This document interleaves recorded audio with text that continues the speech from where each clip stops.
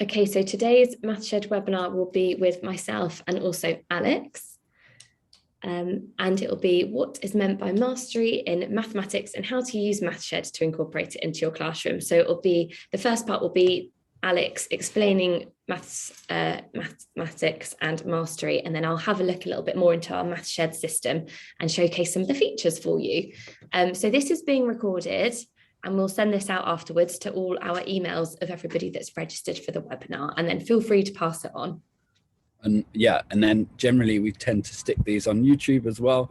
So this will presumably be on our YouTube as well, along with lots of other webinars that we've done in the past. Yeah, absolutely. There's also a Q&A button at the bottom of the screen should you have any questions, and we'll both try and have a look. I'll have a look at the beginning as we go through if you've got any questions. So yeah, I'm thinking that, yeah, we'll go through, and if you have any questions, make sure to stick those in that Q&A box for Karis. Will hopefully be answering those throughout, but try to save them to the end, and we'll try and do a bit of a Q&A at the end if we have questions. Right, so I think, are we good to go? Yeah, I think so. Okay, perfect. All right, so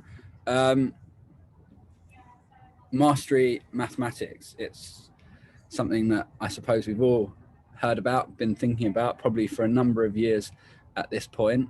So what does it mean? So mastery in mathematics is about pupils acquiring a profound, secure, lasting and adaptable knowledge and skill set in mathematics. It refers to children being given a solid grounding in the fundamentals of mathematics, such as times tables, number bonds, and other key facts and mental methods to allow children to progress fluently within deep levels of mathematical thinking.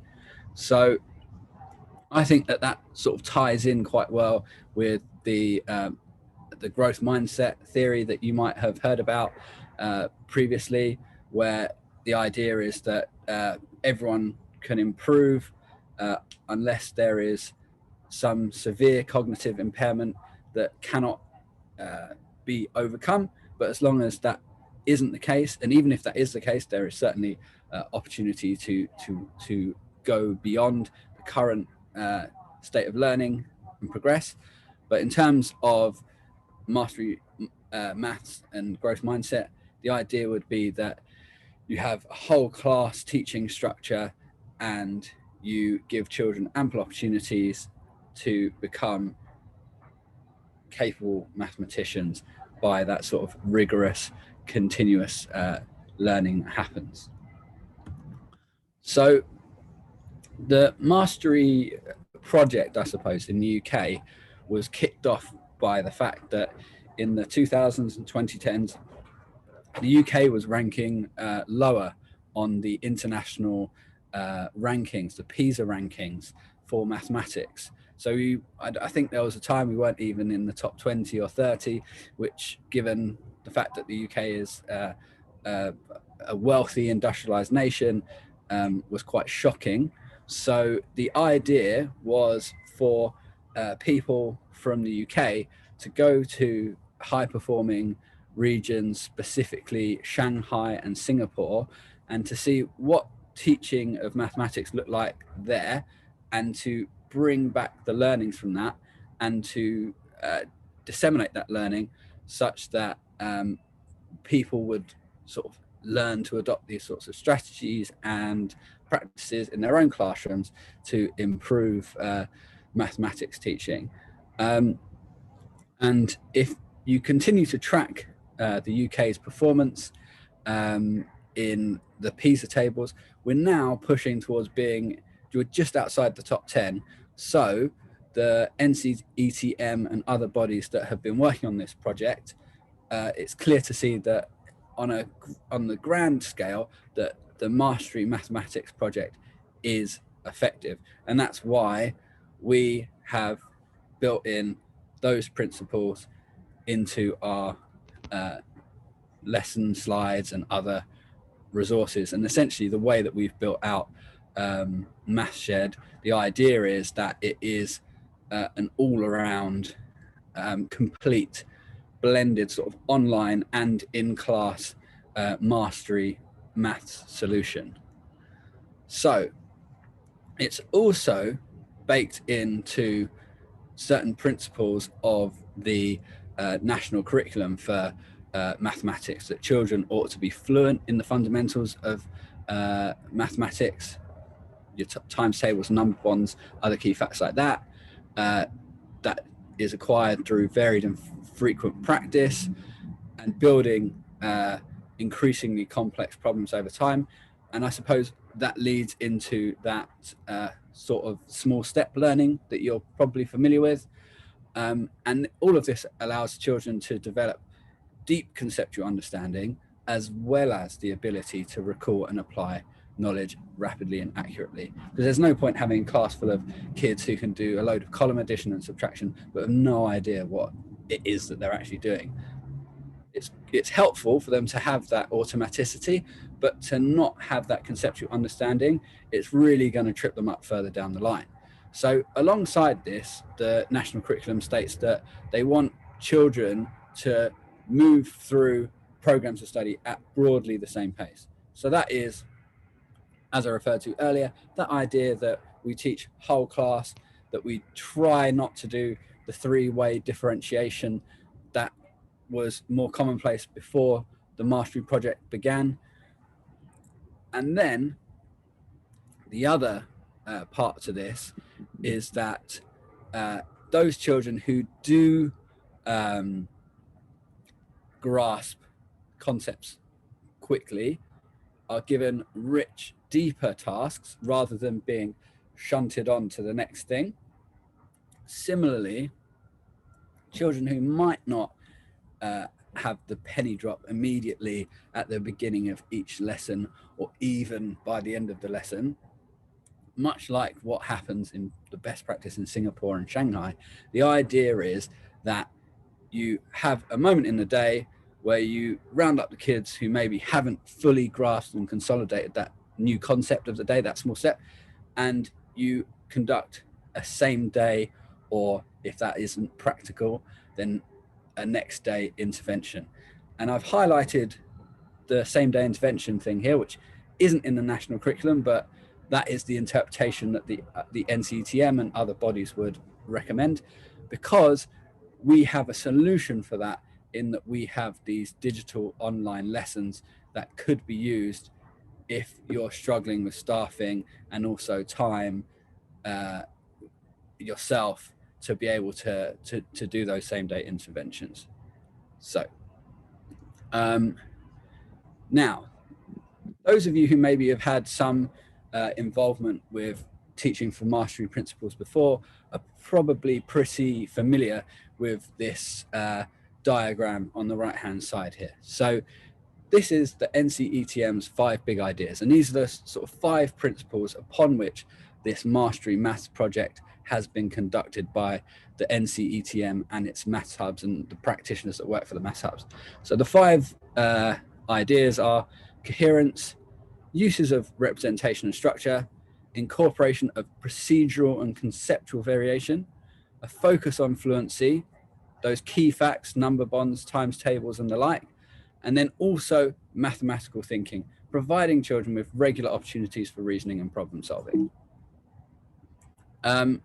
So coherence is this way that you'll find that a mastery principled curriculum focuses on small steps, and that all of the small steps that you see within that curriculum, one follows after the other.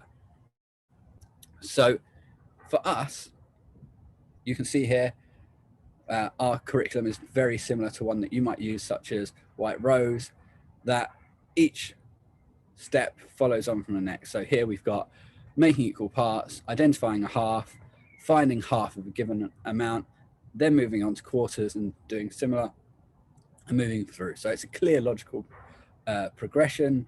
It's common sense if you think about it, and most common sense things are what work. It's a logical progression, and that is what creates this sense of coherence and cohesion in children's learning. It allows them to process these new concepts over time And it's also good to do that you can weave in different contexts within those steps to give them that opportunity for mathematical thinking that we'll talk about later. A further point is that within our lessons, we break things down into like micro steps. So every activity is harder than the previous one, more complex than the last one. And further on from that, if you use our resources, you'll see that we have lots of talking time slides. And the way that we've designed it is that each talking time slide follows on from the last and is slightly more difficult. So it's like children get to build in complexity and build in confidence as the lesson goes on, to have that sense of coherence. Right, so this is another facet of mastery maths, representation and structure. And this feeds into that particularly the concrete and the pictorial phases of that concrete pictorial abstract teaching sequence that you might be familiar with in your schools.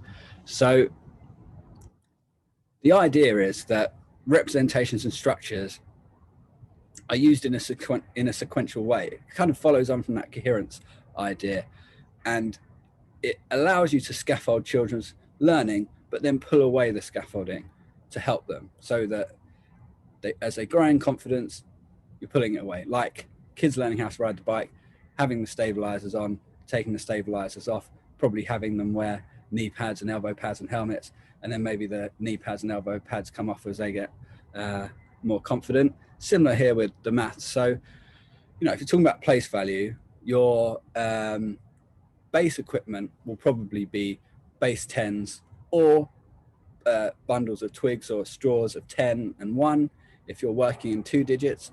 Then if you're working into 3 digits and even 4 digits, you'll probably have your base 10 first, because obviously you can see 100 is 100 little squares, a 10 stick is 10 cubes, not squares, cubes, and then ones are the 1 cubes.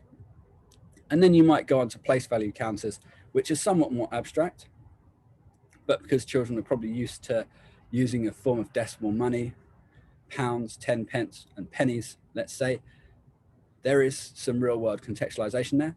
So you're moving away from the physical to a more abstract but real world linked form of equipment, to then working in the abstract, but here, as you can see, with a familiar pictorial representation of part-whole model.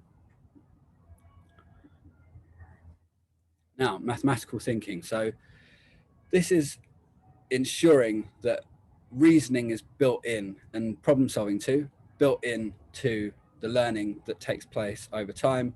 It allows you to see how children are developing in their understanding over time. It allows them to use that vocabulary that you're trying to build with them, which is the core of this learning.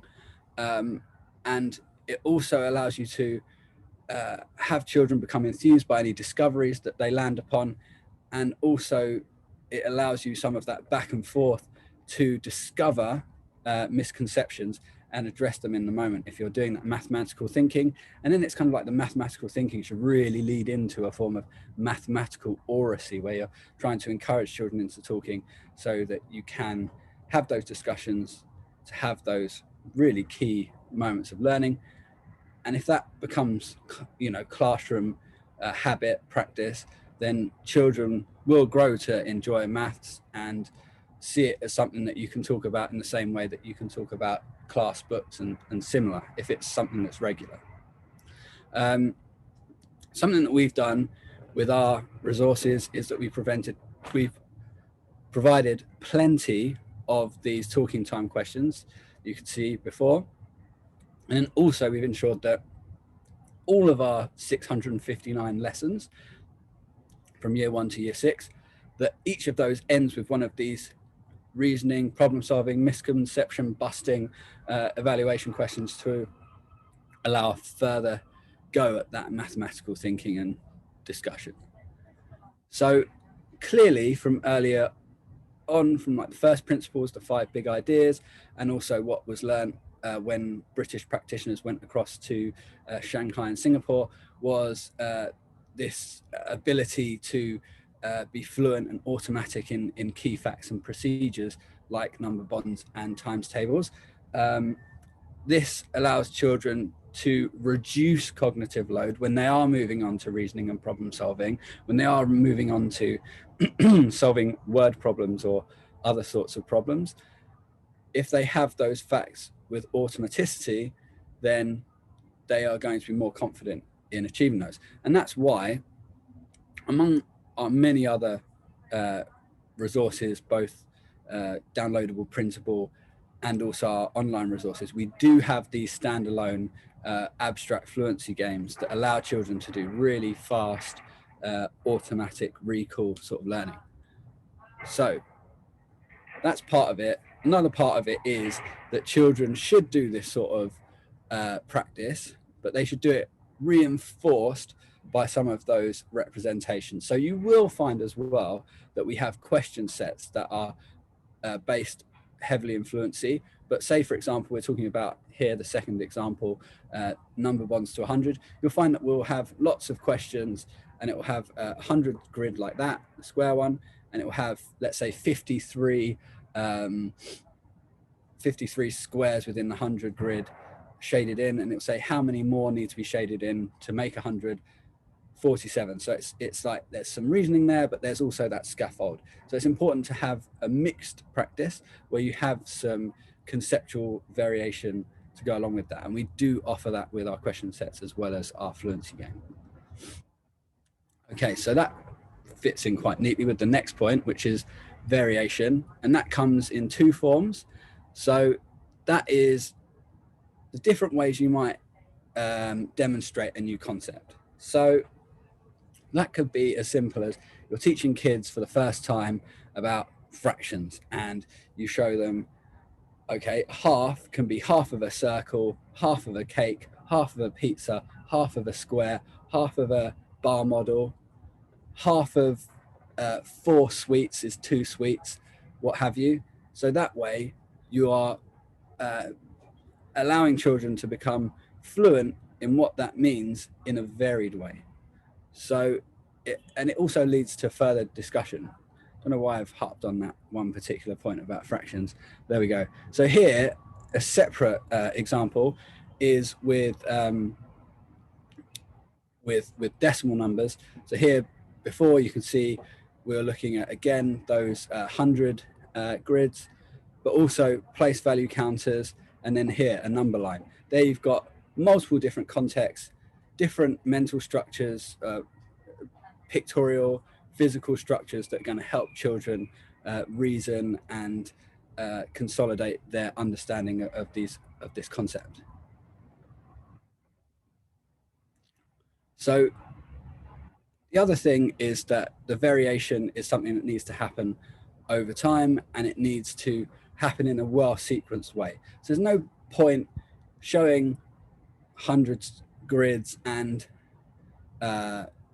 place value counters and number lines in one lesson. It needs to be like a vocabulary, a language, as much as the terminology you might use. You want to make sure that those different various structures that you use to present those concepts are baked in and weaved in through your lessons and learning, so that those become as familiar to the children as the words. So as much as kids will know what ones are, what tens are, what hundreds are, what tenths are, what hundredths are, they might also go, okay, now if I want to show a hundredth, I can show it as a hundredth counter, or I could show it on one of those long, hairy looking number lines that I showed on the previous slide, or it could be within 100 grid as well. So here you can see from the previous lesson, the children would have been using 100 grids.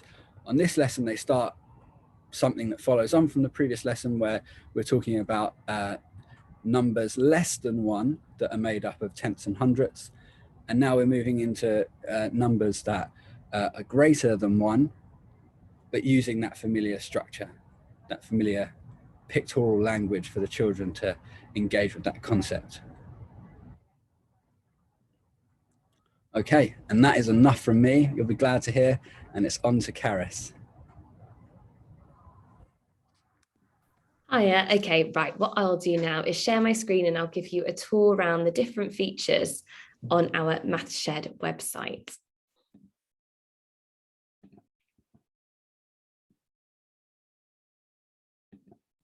I'll take over on the Q&A or the chat if people want to send in anything like that while Karis is speaking. Great, thank you. Okay.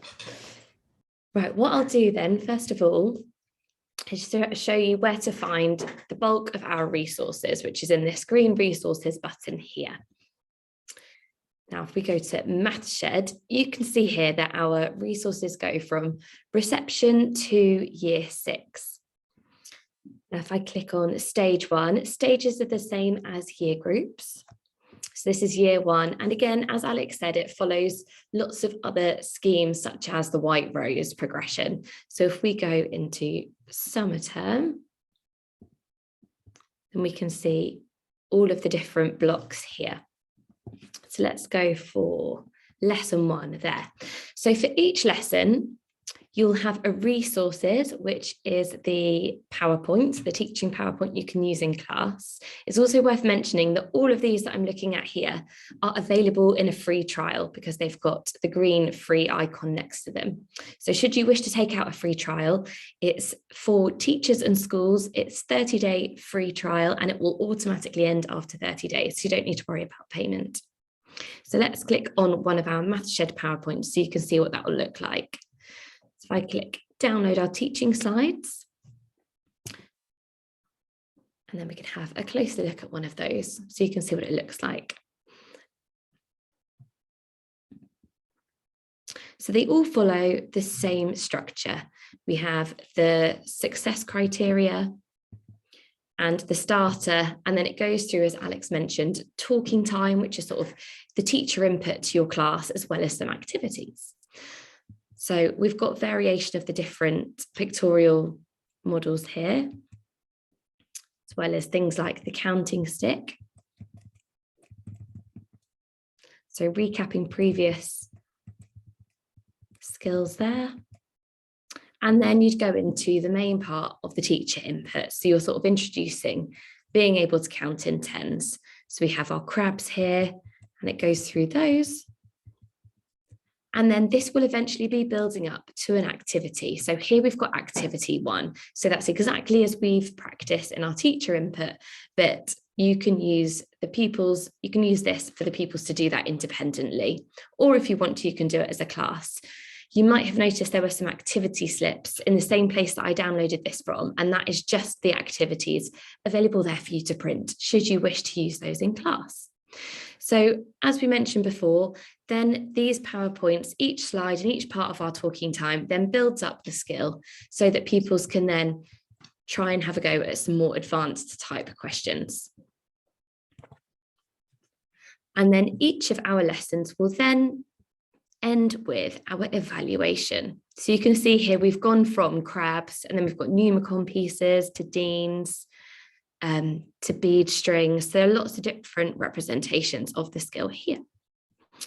So each one will end with an evaluation like this, which is some sort of problem-solving activity, whether it's, do you agree with him, spot the mistake, can you prove that his statement is true or false, all of those sorts of things. They're applying everything they've learned in the lesson to a problem-solving type question. So then each of our teaching PowerPoints has got a quiz which you can allocate to pupils for them to practice that specific skill. So I'll show you what that looks like as well. And we can play it so you can see what it looks like from the pupil's point of view. You can also generate it as a worksheet. So if you wanted to set this, I don't know, for homework or for any reason you don't have a device, you can also have it as a printable worksheet. So this is the quiz that goes with the PowerPoint that we just played. You can get the question to be read aloud. Which number is next? Select an answer below.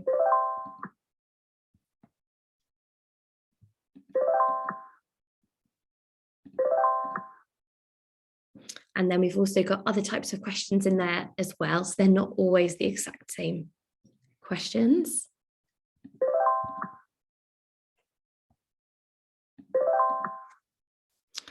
So those are the sorts of questions and kind of what it will look like from a pupil's point of view. And we've got other sort of motivational tools here. So they can earn points and honey pots, which they can use to buy different things for their avatar.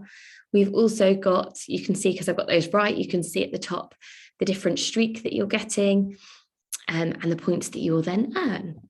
So those are the quizzes that go with the PowerPoints. And then finally, as well as the quizzes, with each of our teaching PowerPoints, we have something which we call lessons. And as Alex mentioned earlier, looking at doing same day interventions for those pupils that haven't quite grasped it. And this is a really good way to do this. So what lessons are a mixture of question sets, so a mixture of quizzes and videos, teacher explanation videos. Some of them are myself and some of them are some of my other colleagues. So we're all trained primary school teachers that are in these. So if I just show you what they look like, they are basically in a playlist format, and this is what it will look like to the pupils as well. So it will start with the success criteria, and then we'll go to the starter.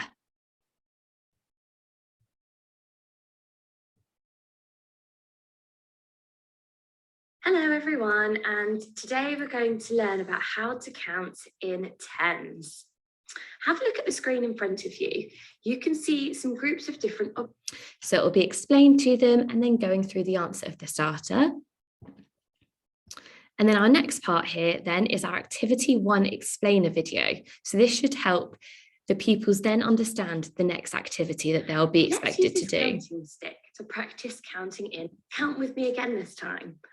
100, 90, 80, 70, 40, 7, 8, 9, 10. So each crab has got 10 legs. How many crabs are there? Can you see on the screen?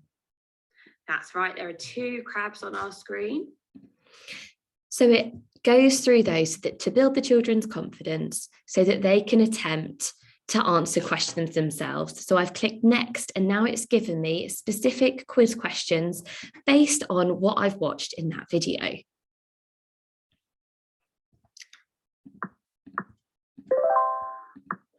And that's what our lessons are. So they're sort of a playlist of different explanation videos and questions.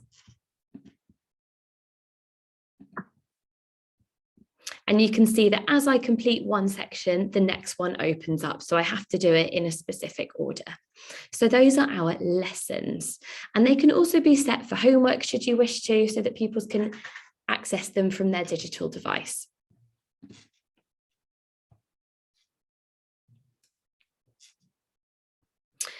So the next thing that we have, so that's what we've got for every single lesson for all of our year groups.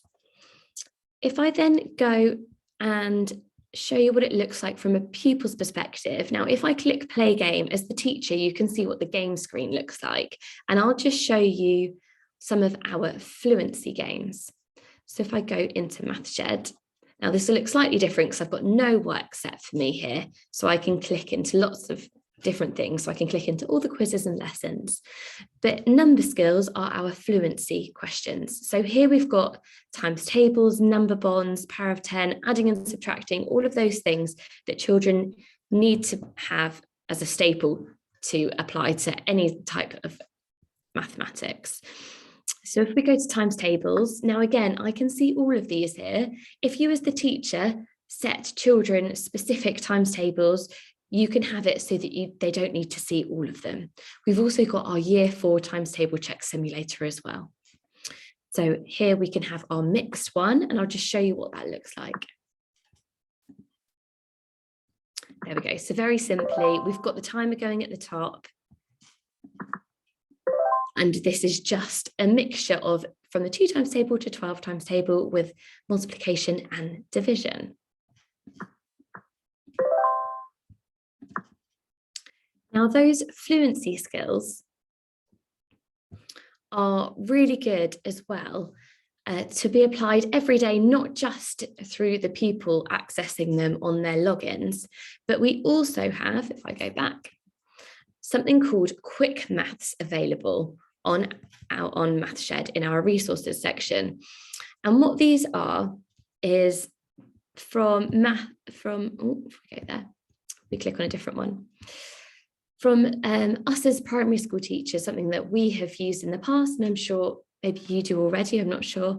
They're just a screen full of questions of mental math type skills that you can use daily with your class. So here we go, we've got quick maths, and these are available for every single week for every single year group. And I'll just show you what they look like. Again, here's a free one that you can access in the trial. So if we click download, we just found that from doing something like this every single day with the pupils really, really benefited them. So what they will do, you can see at the top here, week 1, day 1 in the spring term, we've got a mixture of multiplication, division and addition here. So they are just questions where children can use their arithmetic skills. And we also have the answers there, which are helpful for self-marking as well if we're doing this every day. And to have this as part of your daily routine and have children do this as habit, either at the beginning of the school day or when coming in from break time, after assembly, any sort of times like that, where they know to sit down and that's their quick maths time. So we have these, and as you can see, it covers a multitude of different topics and mathematical skills as we go through. So that's something that will also help their fluency skills. Now, we also have a variety of different assessment materials within MathShed. So at the end of each block, we have an assessment that you can set them, and this will be in the form of a quiz, such as the one that I've just shown you. So at the bottom here, you can see it says end of term assessment there. And then if I click into a block, we've also got our end of block assessment too, as you can see there. So that will be specific quiz questions based on this block or based on the term, and it will look exactly the same as the quiz that we just looked at. Again, you can print that out as a worksheet if you would like to.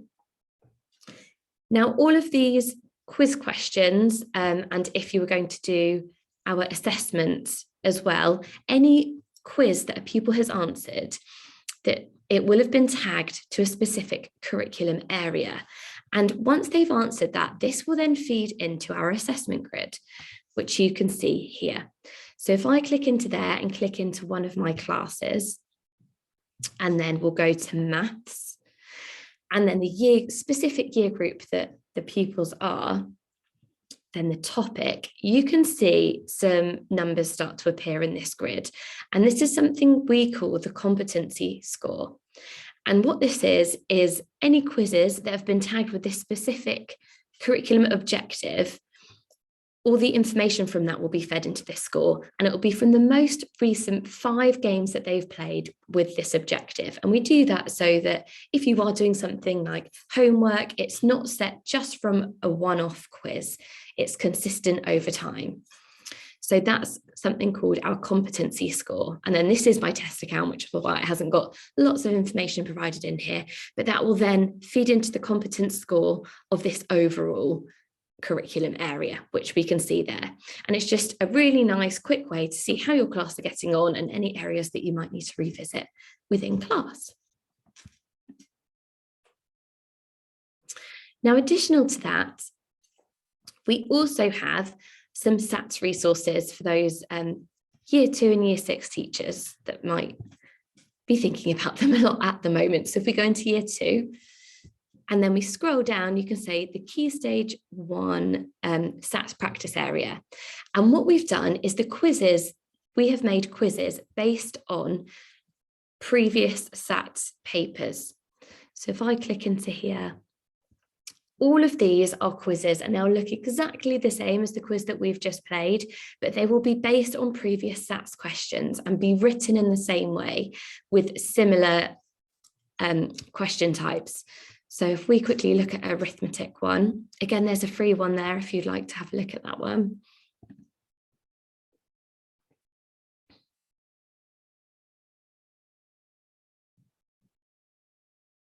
And again, you can generate a worksheet too, if needed.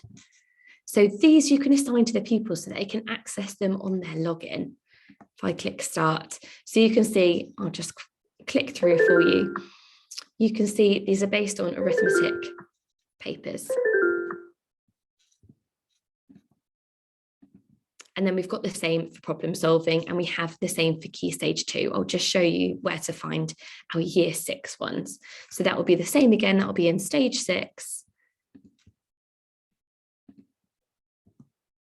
And there's a whole file there for you.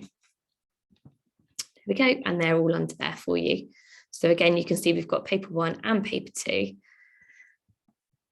So we've got all of those that you can assign to pupils on their logins, and assigning work to pupils is something we call in MathShed an assignment.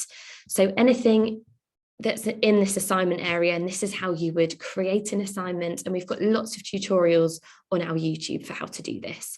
And once you've set an assignment, you can see how pupils are getting on. I did play one earlier. There we go. So we can see how many times they've played this specific quiz here. And their status will change depending on how many points. You can see the percentage they've got correct. So this is also a really nice way to see how the pupils are getting on. So I think, I'm not sure what Alex thinks, I think I've covered everything there. And again, if you've got any other questions, if you email support@edshed.com, and we've got a lovely support team that will get back to you as soon as possible. But if you would like to take out a free trial this evening, you obviously can do that at edshed.com and create an account. And as I mentioned before, schools and teachers will have a free trial for 30 days. Okay.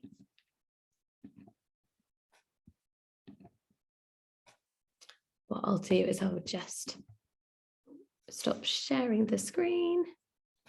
There we go. Okay. I hope you found that useful. And as we mentioned before, we'll be putting it on our YouTube channel and sharing the recording with you so that you can share it to any other members of staff that you think might also find this useful. Absolutely. I haven't had any questions in yet. I don't know if anyone wants to throw some in before we head off. Otherwise, yeah, we can be contacted by email, support@edshed.com. If you do think of anything later on that you haven't been able to ask now, we'll get back to you generally within a day or two. So yeah, if there's anything else you would like to ask, not now, but later, that's how you can be contacted. Okay, brilliant. Great. Thanks, Alex. I'll end our meeting now. Bye.